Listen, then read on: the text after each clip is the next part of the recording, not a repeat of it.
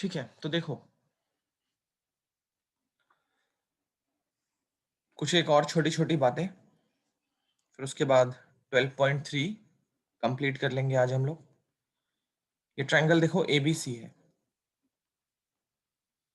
ए का coordinate x1 y1 z1 3D में बात हो रही है, फिर x2 y2 z2, और सी का coordinate x3 y3 z3। Centroid क्या होता है? Point of intersection of medians. तो सेंट्रॉइड का कोऑर्डिनेट कैसे लिखते हैं? x1 plus x2 plus x3 upon 3, ये x कोऑर्डिनेट हो गया सेंट्रॉइड का। फिर y1 plus y2 plus y3 upon 3, ये y कोऑर्डिनेट हो गया। और फिर z1 z2 और z3 अपॉन 3, ये हो गया z कोऑर्डिनेट। सेंट्रॉइड ऐसे निकालते हैं, ठीक है, डायरेक्ट फॉर्मूला लगा सकते हो। नंबर 2, इन सेंटर। इन सेंटर, इन सेंटर क्या होता है? तो ये point of intersection of angle bisectors.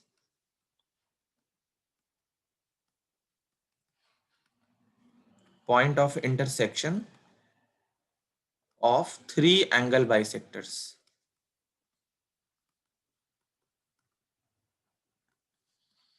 इसको निकालने का, कोऑर्डिनेट निकालने का फॉर्मूला होता है ax1 bx2 cx3 upon a plus B plus C. X coordinate हो गया। फिर by1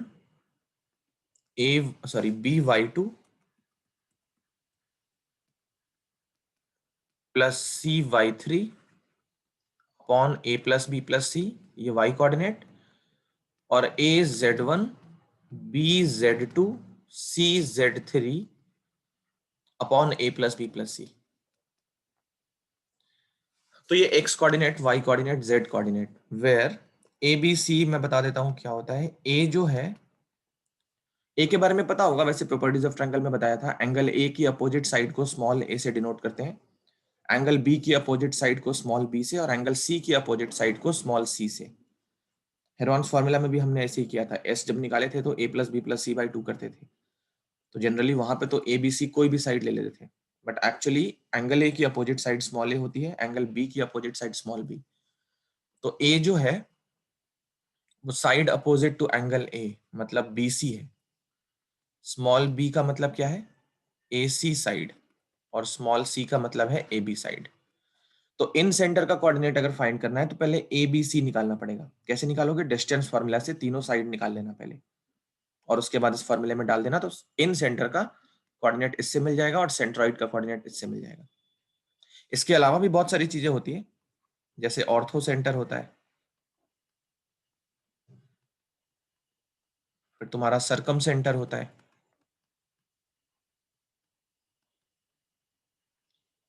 ठीक है, तो इन पे ना एक क्लास हम लोग रखेंगे। ऑर्थो सेंटर वैसे पॉइंट ऑफ इंटरसेक्शन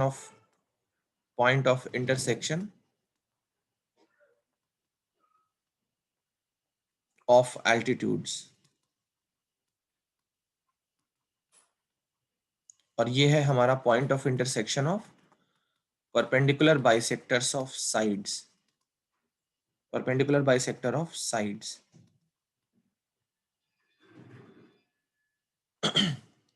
तो इनका भी कोऑर्डिनेट निकाल सकते हैं, ऑर्थो सेंटर का कोऑर्डिनेट भी निकाल सकते हैं, बट उसके लिए हमारे पास कोई डायरेक्ट फार्मूला नहीं है। सरकम सेंटर का कोई डायरेक्ट फार्मूला नहीं है। ये हम प्रॉपर एनालाइज करके ही निकालते हैं। जैसे मान लो ये ट्रायंगल दे दिया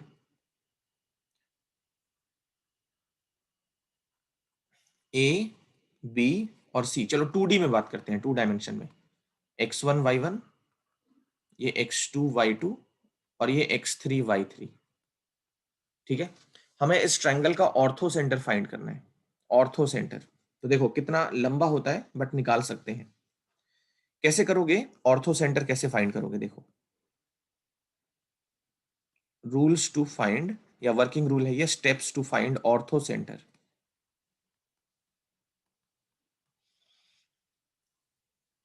देखो क्या करना है, ऑर्थो सेंटर मतलब एल्टीट्यूड्स का पॉइंट ऑफ इंटरसेक्शन, तो एक एल्टीट्यूड ये बना लोगे AD परपेंडिकुलर रहेगी, और एक एल्टीट्यूड ये बना लिया BE, ये भी परपेंडिकुलर रहेगी।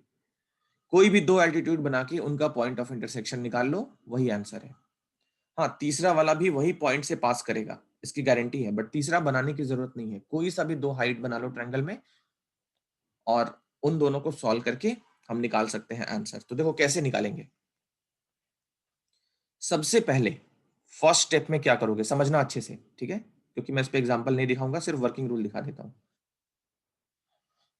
अब क्या है, सबसे पहले तुम्हें BC लाइन का इक्वेशन फाइंड करना है।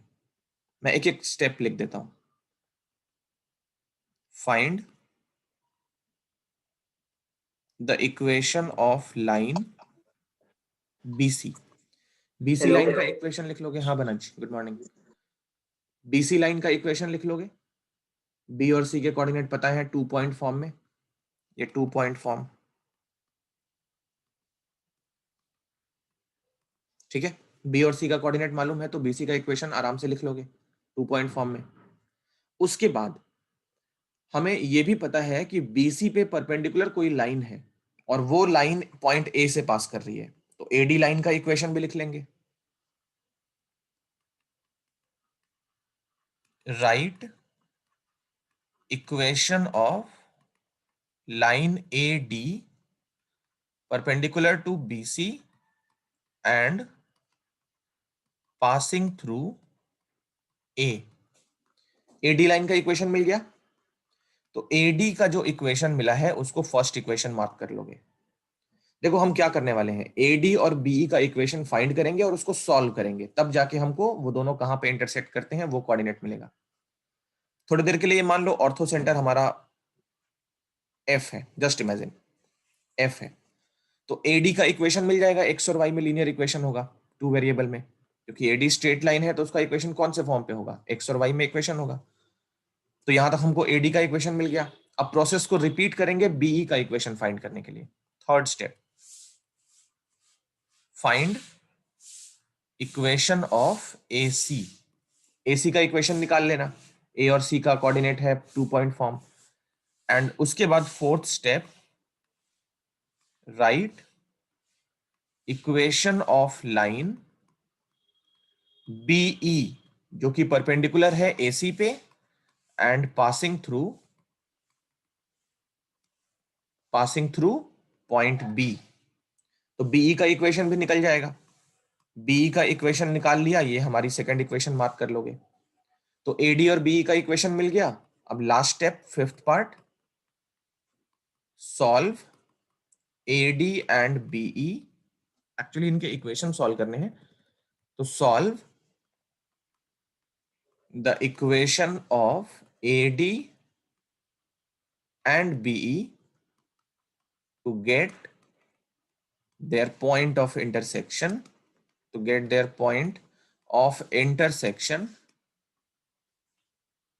which is the orthocenter of triangle ABC। ये चीज समझ आई सबको? केशा, गीतन? Yes sir. ओके, तो ये कॉपी कर लो पहले, फिर मैं सर्कम सेंटर बता देता हूं वो कैसे निकाला जाता है। ऐसे क्वेश्चन ना पूछ सकते हैं कभी कभी, मतलब 3D में तो नहीं पूछेंगे, 3D में तो नहीं पूछा जाएगा, क्योंकि 3D में फिर तुम्हारे पास 3 वेरिएबल की इक्वेशन सॉल्व करने का तरीका नहीं पता होगा, है ना। और 3 वेरिएबल में 3 इक्वेशन आती है, तो वहां पे हमको AD BE CF तीनों निकालना पड़ेगा, तो वो थोड़ा सा मतलब आउट ऑफ द बॉक्स हो जाएगा। 2D में ऐसा क्वेश्चन आ सकता है, ठीक है। NCERT में तो नहीं है, बट प्रैक्टिस कर लेना, प्रिपेयर कर लेना, ये सब टॉपिक प्रिपेयर करके जाना। सेंट्रॉइड इन सेंटर का डायरेक्ट फॉर्मूला है, ऑर्थो सेंटर का अभी एक्सप्लेन कर दिया है, वर्किंग रूल है, और सर्कम सेंटर अभी मैं बता देता हूं। पहले कॉपी करो जल्दी से इसको, ठीक है। ये देखो जो लाइन है ना, ये वाली एरो के साथ, वो BC का परपेंडिकुलर बाइसेक्टर है, और ये वाली लाइन AC का परपेंडिकुलर बाइसेक्टर है। अब AB का परपेंडिकुलर बाइसेक्टर बनाओगे तो वो भी यहीं से पास करेगा, इस तरीके से। और ये परपेंडिकुलर बाइसेक्टर जरूरी नहीं है कि वर्टेक्स से पास करे, ठीक है, ये परपेंडिकुलर बाइसेक्टर्स वर्टेक्स से पास करें बिल्कुल भी जरूरी नहीं है, क्योंकि हम दो चीजों को कंबाइन कर रहे हैं, एक तो परपेंडिकुलर, दूसरा मीडियन, है ना, तो वो दोनों वर्टेक्स ए से पास करे जरूरी नहीं है। तो ये होता है सरकम सेंटर। अब सरकम सेंटर की एक प्रॉपर्टी होती है, जैसे देखो यहाँ पे मैंने 3 बाइसेक्टर्स बनाए हैं, ये वाला फर्स्ट है, ये नंबर 2 है, और ये है नंबर 3। तो फर्स्ट जो लाइन है वो क्या है, बीसी का परपेंडिकुलर बाइसेक्टर है। तो बीसी का परपेंडिकुलर बाइसेक्टर है मतलब लाइन 1 पे जितने भी पॉइंट्स हैं वो बी और सी से इक्वल डिस्टेंस पे होंगे। बहुत ही बेसिक प्रॉपर्टी है परपेंडिकुलर बाइसेक्टर की। उसी तरीके से लाइन 2 पे जितने भी पॉइंट्स हैं वो ए और सी से इक्वल डिस्टेंस पे होंगे, और लाइन 3 पे जितने पॉइंट्स हैं वो ए और बी से इक्वल डिस्टेंस पे होंगे। ये तुम्हें याद होगा, पढ़े होगे। परपेंडिकुलर बाइसेक्टर पे जितने भी पॉइंट्स लाई करते हैं वो सारे ए और बी से इक्वल डिस्टेंस पे होते हैं। क्यों होता है ऐसा, तो इन दोनों ट्रायंगल्स को कॉन्ग्रुएंट कर सकते हो, ये वाला पार्ट इक्वल, ये 90 और ये साइड कॉमन, तो साइड एंगल साइड से ट्रायंगल कॉन्ग्रुएंट हो जाते हैं, तो ये वाला पार्ट और ये वाला पार्ट इक्वल आ जाता है। यही नहीं, इस लाइन पे कितने भी पॉइंट्स हो, इनफाइनाइट नंबर ऑफ पॉइंट्स होते हैं वैसे, तो सारे के सारे पॉइंट ए और बी से इक्वल डिस्टेंस पे होते हैं। अब इस लॉजिक को यहां पे लगाओ, देखो इन तीनों लाइंस का जो पॉइंट ऑफ इंटरसेक्शन है, इन तीनों लाइंस का जो पॉइंट ऑफ इंटरसेक्शन है वही हमारा सरकम सेंटर है। तो ये है सरकम सेंटर, इसको सी मान लेते हैं थोड़ी देर के लिए। अच्छा सी यूज कर लिया, इसको डी मान लेते हैं। तो ये जो डी है वो ए बी सी तीनों से इक्वल डिस्टेंस पे है। तो इक्वल डिस्टेंस पे है कहने का मतलब डी से बी को मिला लो, डी से सी को मिला लो और डी से ए को मिला लो, तो ये तीनों लेंथ इक्वल आएगी। अब इन तीनों लेंथ को रेडियस और डी को सेंटर लेके एक सर्कल ऐसी बनाई जा सकती है फिर तो सरकम सेंटर की ये प्रॉपर्टी होती है कि वो सरकम सर्कल का, ट्रायंगल के सरकम सर्कल का सेंटर होता है, ठीक है। तो अब ये वही क्वेश्चन हो गया कि सर्कल 3 पॉइंट से पास कर रही है, तीनों पॉइंट हमको गिवन है और हमें क्या फाइंड करना है, सेंटर फाइंड करना है। तो इसके 2-3 रूल्स होते हैं, मतलब मेथड्स 2-3 होते हैं। देखो मैं सर्कल में वैसे बता चुका हूं, एक बार रिकॉल करा रहा हूं बस। सबसे पहले क्या करो, सर्कल का इक्वेशन लिख लो, standard equation, X square plus Y square plus 2gx plus 2fy plus C equal to 0।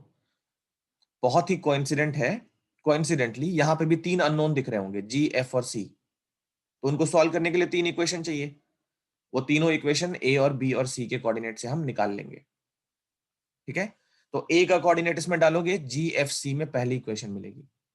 B का कोऑर्डिनेट एक्स और वाई की जगह पे डालोगे तो जी एफ सी में दूसरी इक्वेशन मिलेगी, और सी का कोऑर्डिनेट पुट करोगे तो जी एफ सी में तीसरी इक्वेशन मिलेगी। उन तीनों को क्या करना, सॉल्व कर लेना, तो जी एफ सी मिल जाएगा। उसके बाद सेंटर क्या हो जाएगा, सेंटर माइनस जी माइनस एफ, तो यही हमारा सरकम सेंटर का कोऑर्डिनेट होगा। सरकम रेडियस किसी ने पूछ दिया तो इस सर्कल का रेडियस फाइंड कर लोगे, G square plus F square minus C करके, ये सरकम रेडियस है, सरकम रेडियस। ये था मेथड 1।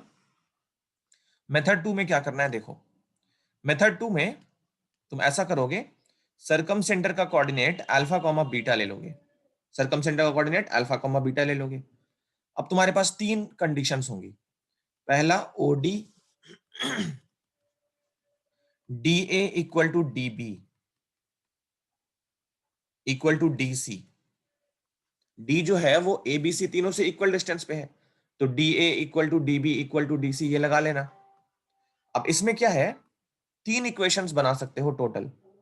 जैसे D A equal to D B लगाओगे ना तो एक इक्वेशन मिलेगी एक्स और वाई में, D B equal to D C लगाओगे तो एक इक्वेशन मिलेगी एक्स और वाई में, और D A equal to D C लगाओगे तो एक और इक्वेशन मिलेगी। 3 मिल सकती है टोटल, बट तुम्हें सिर्फ 2 बनानी है। क्यों, क्योंकि डी का जो कोऑर्डिनेट है अल्फा कॉमा बीटा वो 2 ही अननोन है, अल्फा भी अननोन है बीटा भी अननोन है, तो तुम्हें सिर्फ 2 इक्वेशन बनानी है। इनमें से कोई सा भी 2 बना के 2 इक्वेशन मिलेगी अल्फा और बीटा में, उनको सॉल्व करके हम डी का कोऑर्डिनेट बहुत इजीली फाइंड कर सकते हैं। तो ये है मेथड नंबर 2। समझ आया दोनों? Yes, sir. ठीक है, तो ये भी कॉपी कर लो, ये वाला सरकम सेंटर फाइंड करने का प्रोसीजर भी कॉपी कर लो।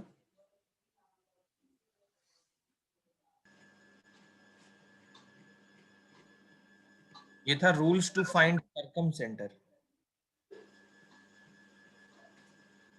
चलो कॉपी कर लिया सबने? यस। तुम चलते हैं लास्ट एक्सरसाइज पे, 7.3 सॉरी 12.3। इसको खत्म कर लेंगे आज, ठीक है? हमारा 3D आज खत्म हो जाएगा। छोटा सा है इसलिए मैंने एक्स्ट्रा चीजें भी बता दी हैं बहुत सारी, क्योंकि टाइम हमारे पास ज्यादा है। देखो कुछ क्वेश्चन मैं छोड़ूंगा, बहुत ही सिंपल है, फॉर्मूले पे रखना है, बस आंसर निकालना है। क्वेश्चन नंबर 1 देखो, डिस्कस सबको करेंगे। Find the coordinates of the point which divides the line segment joining A and be in the ratio 2:3 internally and 2:3 externally. ये पॉइंट ए और बी दे दिया। फर्स्ट पार्ट में m/n हमको पता चल चुका है, और सेकंड पार्ट में एक्सटर्नली है। तो इंटरनली का क्या होता है फॉर्मूला कोऑर्डिनेट निकालने का? पॉइंट P मान लो वो पॉइंट है, जैसे फिगर बनाते हैं, देखो ये फिगर है, ये मान लिया A है, ये मान लिया B है। फर्स्ट पार्ट की बात हो रही है। बीच में कहीं कोई पॉइंट P है और ये 2:3 का रेशियो बन रहा है। ओके, 2:3 का रेशियो बन रहा है। तो पॉइंट P का कोऑर्डिनेट कैसे निकालते हैं? P का कोऑर्डिनेट निकालने का फॉर्मूला होता है, इसको m/n लेते हैं, तो n(x1) plus m(x2) upon m+n, ये x कोऑर्डिनेट, फिर n(y1) m(y2) अपॉन m+n, और z कोऑर्डिनेट, तो n(z1) m(z2) अपॉन में m+n। ये इंटरनल बाइसेक्टर का हो गया, इंटरनल डिवीजन का हो गया। एक्सटर्नल डिवीजन में क्या होता है? आई होप यहाँ पे वैल्यू पुट करके निकाल लोगे और आंसर मैच कर लेना पीछे से। ये बहुत ही सिंपल क्वेश्चन है, ये सब ट्राई करना, ठीक है? पॉइंट P इस बार एक्सटर्नली है और ये 2:3 का रेशियो है, ये 2 है, ये 3 है, ठीक है? ये पॉसिबल है? फिगर देख के बताओ 2:3 का ये वाला पार्ट।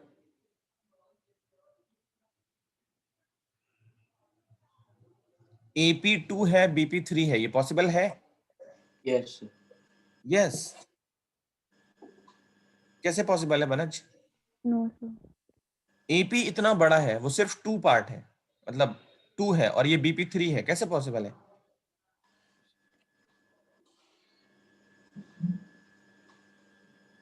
बताओ बताओ। सर बीपी 2 है ना? BP कैसे 2 है? हाँ नहीं, बीपी 3 है। ओके ओके सर, नहीं हो सकता। नहीं हो सकता ना? फिर कैसे करेंगे इसको? सोचो सोचो, आंसर उसी में छिपा हुआ है, थोड़ा सा माइंड लगाओगे मिल जाएगा। 2:3 एक्सटर्नली।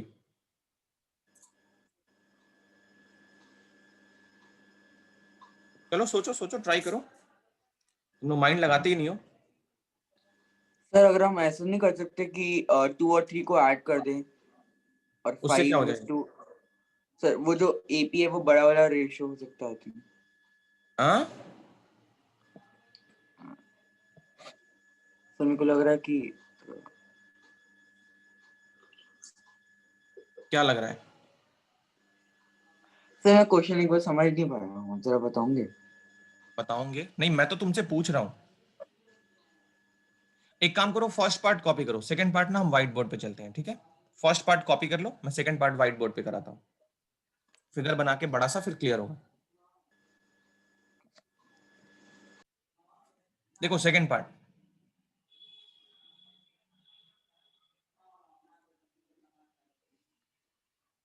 यहां देखो नीचे,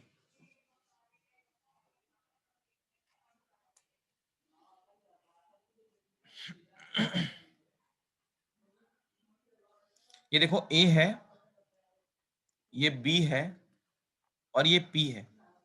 2:3। अभी अगर इस तरीके से फिगर बनाए तो ये AP अपॉन BP, ये है 2:3। देखते हैं पॉसिबल है कि नहीं। ये 2 है, ये 3 है, बिल्कुल भी पॉसिबल नहीं है, तो ये फिगर गलत बन गया। चलो B को उधर करके A को इधर करके चेक करो, यहाँ पे B लो, यहाँ पे A लो, और ये P, ऐसे करके देखो, तो BP upon AP, AP upon BP,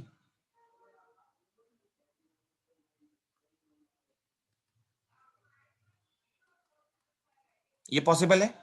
2:3 ये पॉसिबल है? बताओ।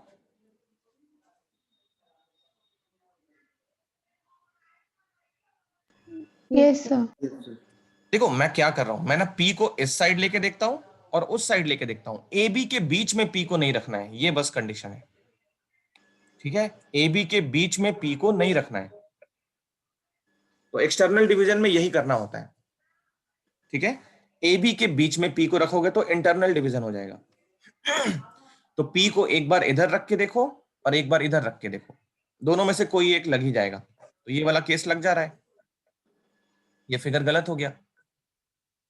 अब लगा लो यहाँ पे फॉर्मूला। बी का कोऑर्डिनेट देखो, ये हमने बी लिया था, इसको ए लिया था, तो ये है 1 - 4 और 6। ए का कोऑर्डिनेट क्या दे दिया? 2, 3 और 5, और ये रेशियो m/n हो गया। अब कर लोगे इसके बाद? Yes sir. चलो तो ये कॉपी कर लो। सर सॉल्व करना है अभी? नहीं अभी नहीं, घर पे कर लेना, सिंपल है, फॉर्मूले में वैल्यू डालनी है बस।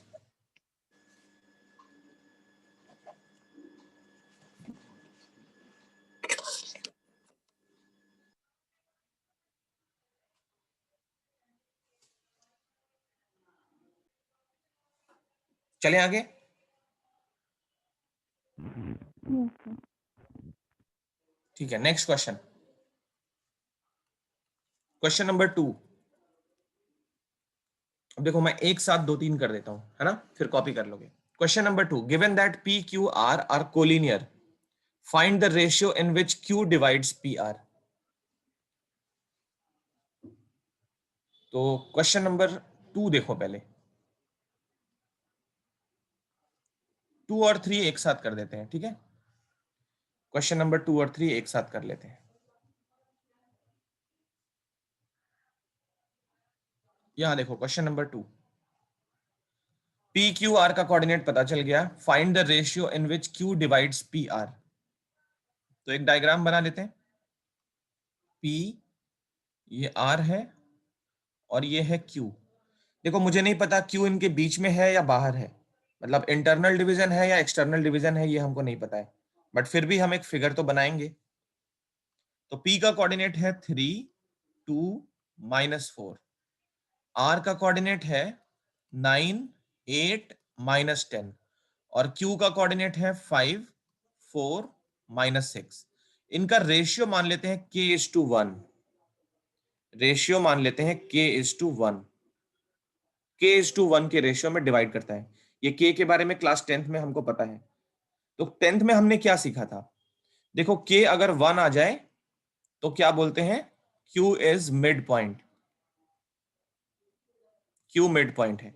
k अगर मोर देन नहीं, k अगर पॉजिटिव आ जाए, हाँ मोर देन 0 आ जाए, तो ये इंटरनल डिवीजन का केस होता है, इंटरनल डिवीजन।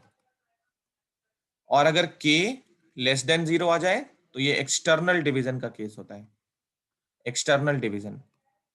तो इसलिए हमने k को अभी बीच में बना लिया। अब जब वैल्यू नेगेटिव आ जाएगी तो फाइनल फिगर एक बार फिर से बना लेंगे, क्योंकि नेगेटिव में क्या होता है, q बाहर लाई करेगा। तो अभी हम k निकालते हैं। देखो ये हमारा x1 y1 z1 है, ये हमारा x2 y2 z2 है। इस वाले को अल्फा, बीटा और गामा ले लेते हैं और इस रेशियो को k:1 ले ही लिया है। q के किसी भी कोऑर्डिनेट से हम k निकाल सकते हैं, सिर्फ x कोऑर्डिनेट से निकाल सकते हैं, सिर्फ y कोऑर्डिनेट से निकाल सकते हैं, सिर्फ z कोऑर्डिनेट से भी k निकाल सकते हैं। मैं तीनों निकाल के दिखा देता हूं ताकि कोई भी कंफ्यूजन ना रहे। चलो हम सिर्फ 5 को यूज करते हैं। 5 क्या है? q का x कोऑर्डिनेट है, सिर्फ इसको यूज करते हैं।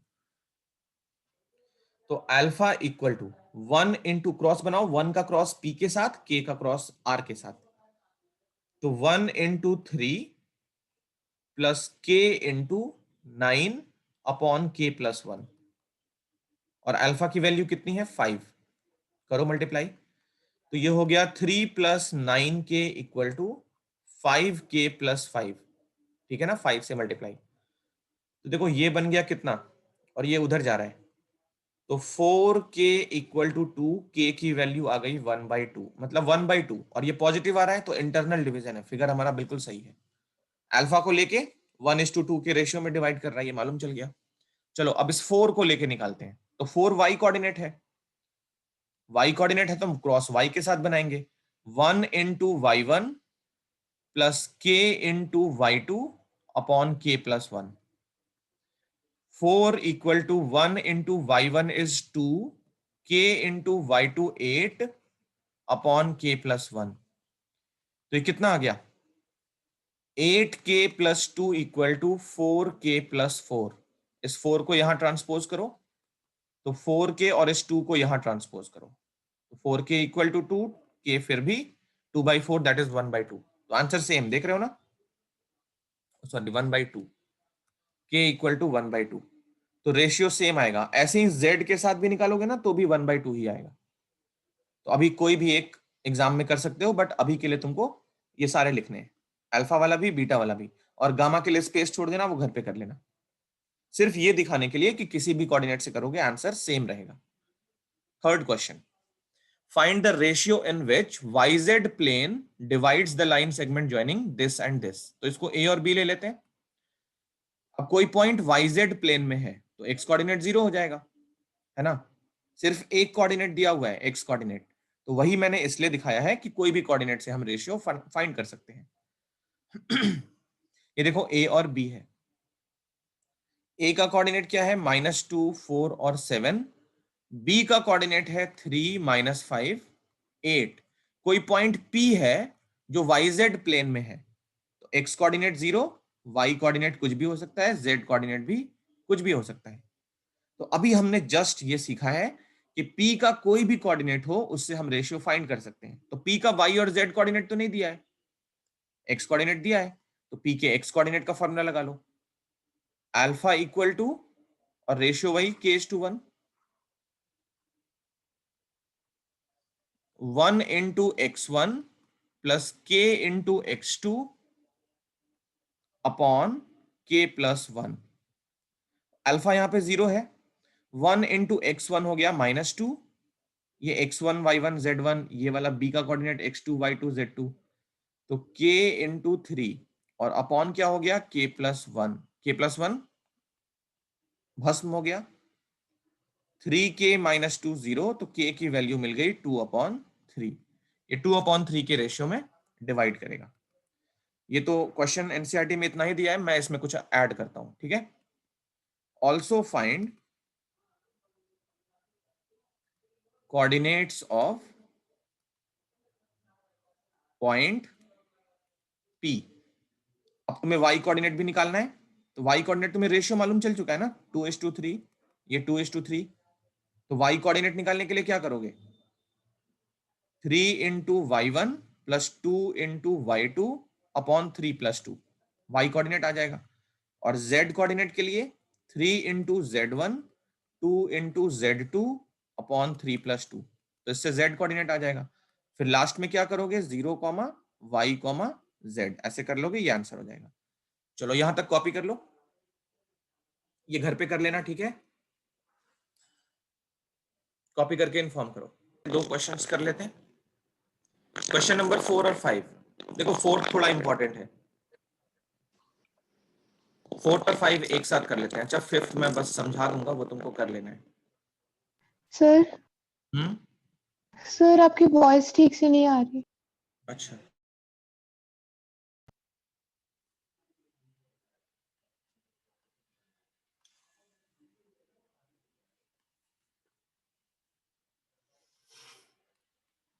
देखो पहले 4th देखो, 4th इंपॉर्टेंट है। Using section formula prove that point A B C are collinear.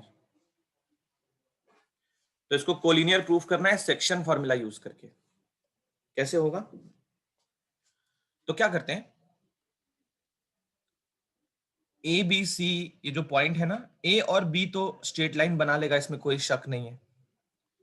कोई भी 2 पॉइंट से एक स्ट्रेट लाइन बन जाती है, तो ए और बी ले लेते हैं, -1 2 1, ये स्ट्रेट लाइन तो बनी जाएगी, कोई भी 2 पॉइंट के बीच में स्ट्रेट लाइन बन जाती है। इनके बीच में कहीं कोई पॉइंट पी लेते हैं, सी की तो बात ही नहीं कर रहे, सी को छोड़ दो। इनके बीच में कहीं कोई पॉइंट पी ले लेते हैं, और p क्या करता है, k:1 के रेशियो में डिवाइड करता है, और हम p का कोऑर्डिनेट फाइंड करते हैं। ठीक है, let p be a point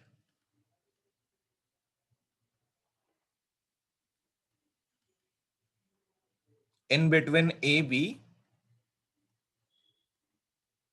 such that it divides AB in the ratio k:1। ठीक है, तो P का कोऑर्डिनेट फाइंड करें। देखो अल्फा क्या होगा, P का x कोऑर्डिनेट होगा 1 × 2। देखो तुम्हें फॉर्मूला हर बार लिखना है, ये मैं भले ना लिखूं, तुम्हें एग्जाम में फॉर्मूला लिखना है, नहीं लिखोगे तो मार्क्स कटेंगे, फिर मुझे मत बोलना। तो इसको x1 y1 z1 लोगे, इस वाले को x2 y2 z2 लोगे, और फॉर्मूला लिखोगे। कैसे लिखोगे, alpha equal to 1 × x1 plus k×x2 upon k+1। ये फॉर्मूला बार बार लिखोगे, अल्फा का भी, बीटा का भी, गामा का भी। नहीं लिखोगे तो मार्क्स कटेंगे। चलो अल्फा कितना होगा, 1 × 2, तो ये हो गया 2 × 1 प्लस k×-1 अपॉन k+1। ये आ गया 2 - k upon k+1।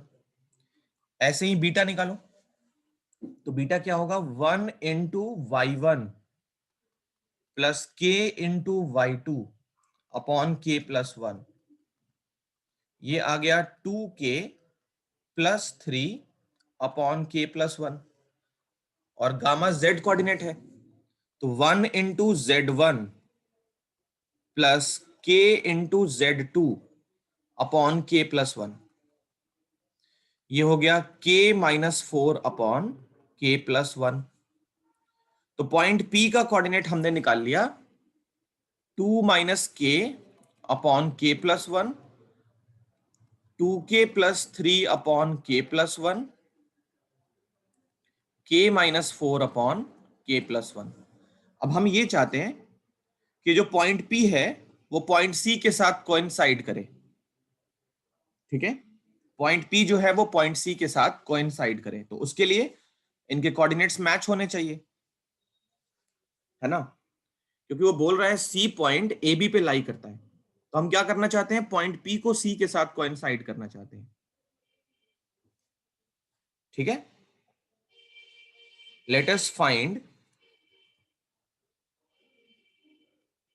K for which point P and C coincides।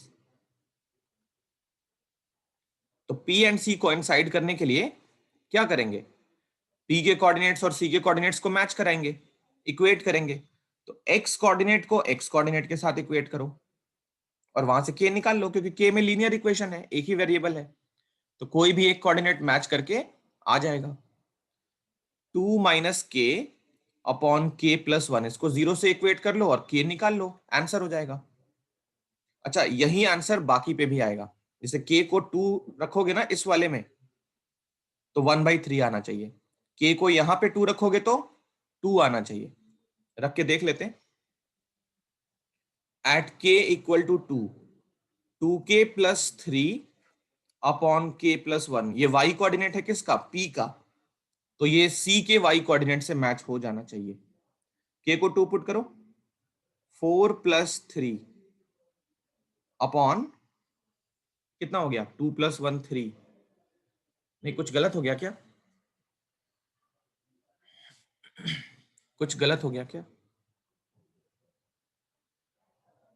ओहो, a का y कोऑर्डिनेट -3 था, देखो यहाँ पे, और हम क्या लिख रहे हैं, +3। a का y कोऑर्डिनेट -3 था और हमने इसको +3 लिखा है, ये -3 है, तो ये हो गया -3, 2k -3, है ना, तो यहाँ पे माइनस कर लेंगे, ये माइनस कर लेंगे, ये माइनस कर लेंगे, तो 4 - 3 1/3, ये मैच हो गया। z कोऑर्डिनेट निकालो, k -4 अपॉन k+1, तो ये जो p का z कोऑर्डिनेट है वो सी के जेड कोऑर्डिनेट के इक्वल आना चाहिए, 2 के इक्वल आना चाहिए। के को 2 पुट करो तो 2 - 4 ये माइनस आ रहा है। ये भी कुछ गड़बड़ कर दिया क्या? क्वेश्चन सही से नहीं लिखते हम लोग। कोऑर्डिनेट्स गलत नहीं लिया। हाँ, तो ये ऐसा क्यों आ रहा है? k - 4 सही तो आ रहा है ना? रुको अभी देखते हैं। सर मतलब सी का हमने जेड कोऑर्डिनेट लिया ना, हाँ और उसके साथ पी का वाई कोऑर्डिनेट लिखा है। हाँ, तो ये k = 2 पे ये तो 2 आना चाहिए था। सर +4 की जगह -4 लिखा है। +4 की जगह -4 लिखा है। नहीं, मैं समझ नहीं पा रहा हूँ। ये -4 तो है ना। सर 1 ए का जेड कोऑर्डिनेट। a का z कोड। अच्छा, ये क्वेश्चन में क्या दिया था? +4 दिया था। हो क्या रहा है यहाँ? माइनस जहां लिखना चाहिए वहां प्लस लिख रहे हैं, जहां प्लस लिखना चाहिए वहां माइनस लिख रहे हैं। ये प्लस है। गलती के लिए सॉरी। तुम लोग ध्यान नहीं रखते हो, मेरी गलती नहीं है ये। तो k को 2 पुट कर लिया, 6/3। ये देखो 2 आ गया, तो मैच हो रहा है। तो इसलिए हमने प्रूव कर लिया, हेंस c, क्योंकि c और p कोइंसाइड कर रहा है ना, c और p कोइंसाइड कर गया, तो c lies on line joining AB। ये प्रूव हो गया। चलो ये कॉपी कर लो, फिर 5th का मैं थोड़ा सा हिंट दे देता हूं, वो सॉल्व कर लेना। कॉपी करो जल्दी से। लास्ट क्वेश्चन देखो जल्दी से। क्वेश्चन नंबर 5 देखो, बस मैं समझा देता हूं, 1 मिनट का भी नहीं है, 30 सेकेंड्स में हो जाएगा। देखो जल्दी से। फाइंड, ऐसा क्वेश्चन क्लास 10th में भी किए हो। Find the coordinates of points which trisect the line segment joining P and Q। Trisect, तो ये पॉइंट P एंड Q, और लंबी लाइन ले लो P एंड Q, बीच में पॉइंट A और B ले लोगे। ये ट्राइसेक्ट कर रहा है, मतलब 1:1:1 ये रेशियो बन रहा है, 1:1:1। P का कोऑर्डिनेट 4, 2, -6, Q का कोऑर्डिनेट 10, अब गलत ना हो जाए, -16 और 6। A का कोऑर्डिनेट ले लो ABC, और B का कोऑर्डिनेट ले लो कुछ भी, अल्फा बीटा गामा। क्या करोगे? पहले पॉइंट A को भूल जाओ, पॉइंट A है ही नहीं ये मान लो। तो पहले स्टेप में क्या करोगे? PB/BQ 2:1 ले लेना। 2:1 लेके पहले क्या कर लेना? B फाइंड कर लेना। ठीक है, ये फर्स्ट स्टेप ऐसा कर लेना। मैं बना देता हूं फिगर अच्छे से। ये P है, ये Q है, बीच में पॉइंट B ले लेना, A को खा जाओ पहले। तो ये 2:1 पे B मिल जाएगा, है ना? B मिल जाएगा। पहला स्टेप ये हो गया, अल्फा बीटा गामा तीनों आ जाएंगे एक ही बार में। फिर सेकंड स्टेप में यहां चले आना। सेकंड स्टेप में क्या करना? ये P है और B ले लेना, बीच में A रहेगा, तो A क्या बन जाएगा? मिड पॉइंट बन जाएगा, 1:1 का रेशियो। तो यहां से A मिल जाएगा। या इसको करने का एक और तरीका था, वो थोड़ा सा लंबा होता बट इफेक्टिव है। इस बार P रखो, Q रखो, और B को गायब कर लो, A रहने दो, और इससे क्या करो? 1:2 के रेशियो पे A फाइंड कर लो। यहां तो 1:1 का रेशियो है, ये 1:2 के रेशियो से A फाइंड कर लो। तो A फाइंड करने के दो मेथड्स हैं, B फाइंड करने का ये मेथड है। आई होप क्लियर है। तो फर्स्ट स्टेप में B निकाल लोगे इस तरीके से, और सेकंड स्टेप करने के दो तरीके हैं। A को मिड पॉइंट बना के कर सकते हो, या 1:2 का रेशियो से कर सकते हो। ये बस हिंट है, इतना कॉपी कर लो। हाँ, सर ट्राइसेक्ट मतलब 1:1 में होगा। ट्राइसेक्ट मतलब 1:1:1, 3 इक्वल सेक्शन। ट्राई मतलब 3, सेक्ट मतलब सेक्शन, 3 सेक्शंस बनाता है, इक्वल सेक्शन बनाता है, 1:1:1। ओके। चलो ये कॉपी कर लो। तो हमारा 3D खत्म हो चुका है। अगली क्लास पे हम स्टार्ट करेंगे limit and derivative. Limit and derivative ये बहुत इंपॉर्टेंट चैप्टर है, तो इसके जो भी बातें हैं मैं अगली क्लास पे करूंगा। नेक्स्ट क्लास कब है? हाँ। संडे। हाँ मैं जाऊँ, मेरी क्लास स्टार्ट हो ओके गई। ओके ठीक है, जा सकते हो। Thank you.